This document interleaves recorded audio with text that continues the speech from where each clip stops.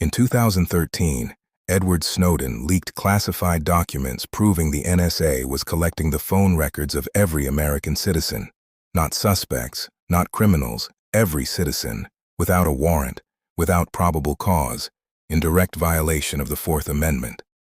The government denied it, then admitted it, then argued it was legal, then argued it was necessary. Congress held hearings. Nobody went to prison. The program continued. And you went back to your phone. The surveillance state didn't win by force.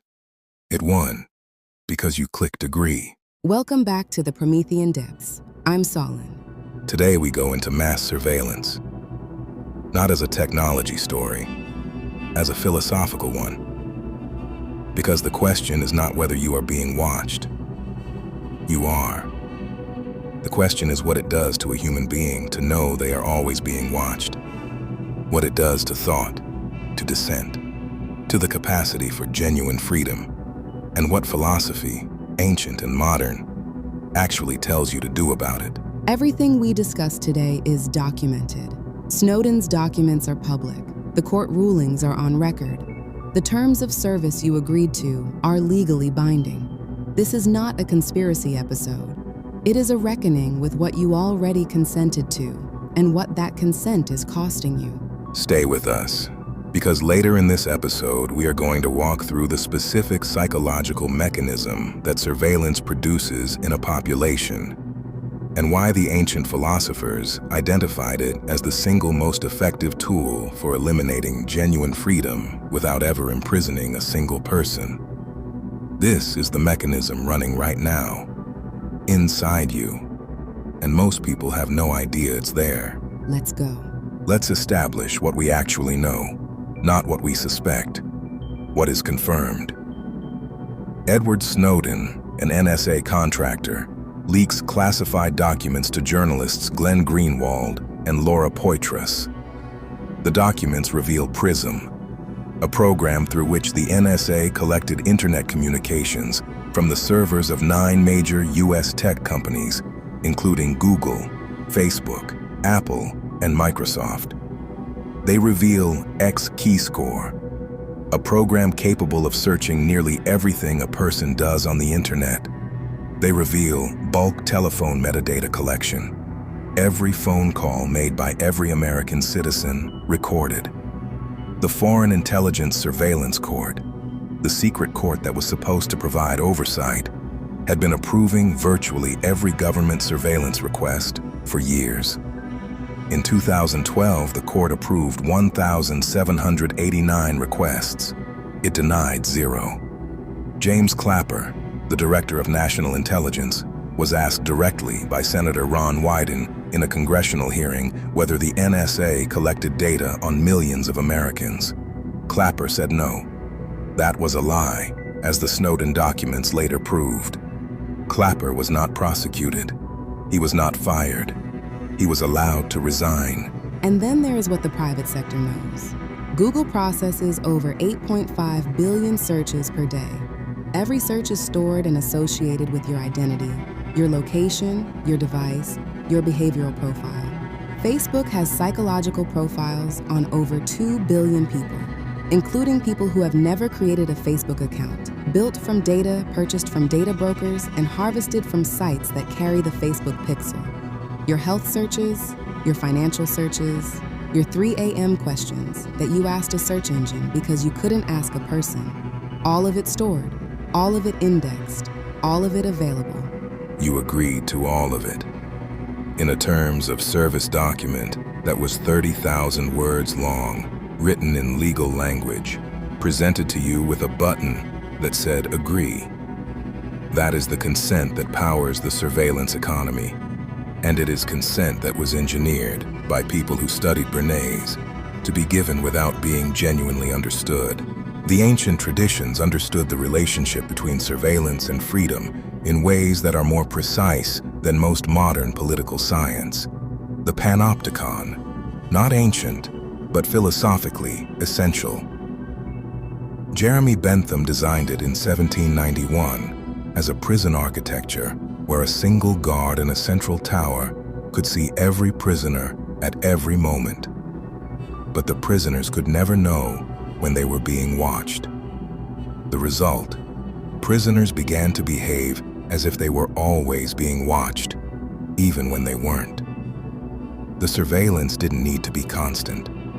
The awareness of potential surveillance was enough to modify behavior permanently. Michel Foucault, in Discipline and Punish, used the Panopticon as the central metaphor for modern social control. His argument, modern power doesn't primarily operate through force. It operates through the internalization of surveillance. When people believe they might be watched, they police themselves. The external authority becomes internal. The prison guard moves inside. The Stoic tradition offers a response to this that is both ancient and radical. Epictetus taught that the only domain of genuine freedom is the interior life, the judgments you make, the values you hold, the responses you choose. External authority can surveil your behavior. It cannot surveil your thinking. It cannot reach what Epictetus called the hegemonicon, the ruling faculty of the mind. The surveillance state is the most sophisticated external control mechanism ever built. But it has the same limitation every external control mechanism has always had. It stops at the threshold of genuine interiority. The Hermetic principle of mentalism, all is mind, takes on its most direct practical meaning here. If the fundamental territory of human existence is interior, if what you think, what you value, what you choose at the level of consciousness is the actual substance of your life, then the surveillance apparatus, however comprehensive, is surveilling the surface. It sees your searches. It does not see your soul. It tracks your behavior. It cannot track your genuine transformation. The interior life remains, as it has always remained, the one space they cannot map. Though they are trying. The field of effective computing, using AI to infer emotional states from facial expressions, voice patterns, and physiological signals, is the frontier of surveillance. The attempt to extend monitoring into the interior. Understanding that the attempt is being made is the first step toward ensuring it cannot succeed. Stay with us, because in the next segment, we are going to get into what the research actually shows surveillance does to human cognition and behavior. There is a specific effect, documented, measurable, and profoundly relevant to everything we've talked about on this show, that most people have never heard of. It explains why surveillance is not just a privacy issue. It is a consciousness issue, a freedom issue at the deepest possible level. The chilling effect. This is the term legal scholars use to describe what happens to free expression under surveillance, and the research on it is unambiguous. A 2016 study published in the Journal of Communication found that awareness of NSA surveillance caused measurable self-censorship online. People stopped searching for politically sensitive topics, even topics that were entirely legal. Not because they were afraid of prosecution, because the awareness of being watched changed their behavior automatically. The Panopticon effect operating in real time in a democratic society on free citizens without a single law being passed to restrict their speech. John Penny, a researcher at Harvard's Berkman Center, documented a 20% decline in Wikipedia traffic to terrorism-related articles following the Snowden revelations. People stopped looking things up, not because the information was illegal, because they knew someone might be watching. This is the philosophical significance that goes beyond privacy. Surveillance doesn't just record what you think. It changes what you allow yourself to think. A person who knows they are being watched begins to curate their own consciousness, to avoid thoughts, searches, questions that might look bad to an external observer. And a mind that curates itself for an external audience is not a free mind. It is a managed mind. The management just moved inside. Jung's concept of the persona, the mask we present to the social world, is relevant here. Jung was clear that the persona is a necessary adaptation. We all need a social face. The pathology occurs when the persona colonizes the interior life, when the performance becomes so complete that the person no longer knows what they actually think or feel beneath it. Comprehensive surveillance accelerates exactly that pathology at a civilizational scale. It creates the conditions for a society of personas, billions of people performing acceptable versions of themselves for an audience they can never see. And the Stoic response to this, which is also the Hermetic response, which is also the Buddhist response, is radical interiority. The cultivation of an interior life so rich, so examined, so genuinely your own, that the performance required for the external audience has no power over what actually happens inside.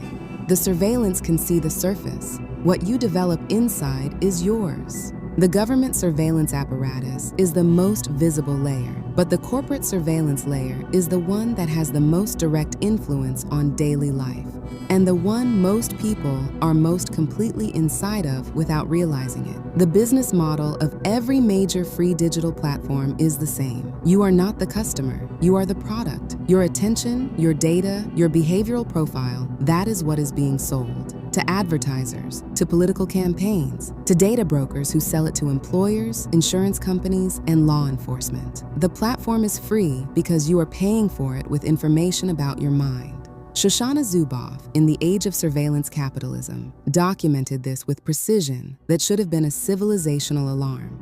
She describes a new economic logic in which human experience is raw material, harvested, processed, and sold as behavioral futures. The goal is not just to understand your behavior, it is to predict it, and then to modify it. And the mechanism of that modification is Bernays' mechanism. It doesn't feel like manipulation, it feels like your own choices. The algorithm learns what makes you click, what makes you stay, what makes you angry enough to share, and it optimizes for those responses because your engagement is the product. You are not using the platform. The platform is using you, and it has been studying you long enough to know how to do it better than you know how to resist it. The Hermetic principle of correspondence. As above, so below. The government surveils for control. The corporation surveils for profit. Different objectives, same architecture, same effect on the person inside it. The awareness that you are inside it, genuinely inside it, not just intellectually aware of it, is the beginning of being able to make choices that are actually yours. First, use privacy tools as a practice of intention, not paranoia. A VPN, an encrypted messaging app like Signal, a privacy-focused browser like Brave. These are not the tools of someone with something to hide. They are the tools of someone who has decided that their interior life has value and deserves protection. The act of choosing privacy, even in small practical ways, is a declaration of interiority. It is the practice of drawing a boundary between what is yours and what is available. That boundary, practiced consistently, reinforces itself psychologically. Second, audit your consents. Go through the permissions on your phone. Look at which apps have access to your microphone, your camera, your location, at all times, not just when you're using them. Read one terms of service agreement you previously clicked through, just one. The act of actually looking at what you agreed to changes your relationship to the agreement. You stop being a passive acceptor of terms and start being a person making conscious decisions about access to your own life. Third, protect your attention as a proxy for your interior life. Every minute your attention is captured by an algorithmic feed is a minute your interior life is not developing on its own terms. The practice of sustained, self-directed attention, reading, thinking, walking without a device, having conversations that go somewhere you didn't plan, is not just good for productivity. It is the exercise that keeps the interior life genuinely yours.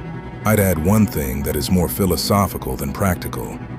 Develop the capacity to think thoughts you would not say, not because you're hiding something, but because the distinction between the interior and the exterior is the foundation of genuine freedom. A person whose thoughts are always already shaped by the awareness of a potential audience is a person who has lost the interior. The surveillance apparatus wants the interior. Don't give it. Here's what I want to say, honestly.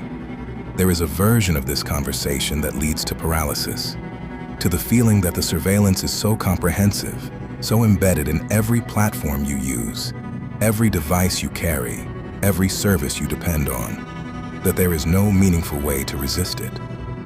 I've felt that. I think most people who look at this clearly feel it. And here is what I want to offer in response. The goal is not to be unseen. The goal is to be ungovernable. Those are different objectives. Being unseen in the modern surveillance environment is essentially impossible for most people. Being ungovernable, having an interior life so examined, so genuinely your own, so grounded in values you actually chose, is entirely possible. And it is the only form of freedom that has ever actually been available to anyone in any historical period. Epictetus was watched. He was owned. He was ungovernable. That is the model. And to close the philosophical loop, the Promethean myth is about the theft of fire, the gift of illumination to humanity. What the surveillance apparatus most fears is not your secrets. It is your clarity. A person who sees the mechanism, who understands the architecture, who has developed the interior life to resist the chilling effect. That person's consciousness cannot be predicted, cannot be fully modeled, cannot be reliably modified. And a population of such people is the only thing in history that has ever actually changed the conditions of its own surveillance. That person starts with you, right now, in the choice you make in the next hour about what you do with your attention. Here is what is true about you if you made it to the end of this episode. You are not someone who clicks agree without reading. You are not someone who trades their interior life for the convenience of a free platform without understanding the transaction. You are someone who is building the kind of mind that the surveillance apparatus cannot fully reach. Examined, intentional, genuinely yours. That is not a small thing. In this moment in history, with this architecture running at this scale, a mind that remains genuinely its own is an act of resistance more powerful than any protest. Protect it, develop it. Don't give it away for free. This week, check the permissions on your phone, every app. See what has access to your microphone, your camera, your location at all times. Don't change everything at once. Just look. Just know what you consented to. That awareness is the beginning of a different relationship with what you allow. And spend 1 hour this week with no device, no feed, no input. Just your own thinking.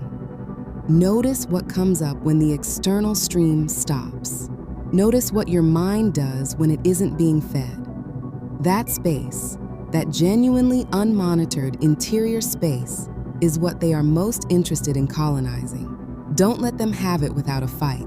That's episode 6 of the Promethean Depths. If this shifted something for you, share it with one person. Someone in your life is inside this architecture right now and doesn't understand the cost of what they agreed to. Give them the framework. Subscribe. Leave a comment. What did you find when you checked your phone permissions? What app surprised you? We read everyone. We go deeper every episode. Comment depth. If you've already been protecting your privacy intentionally, comment surface if today is the day you start. Think for yourself. Question everything.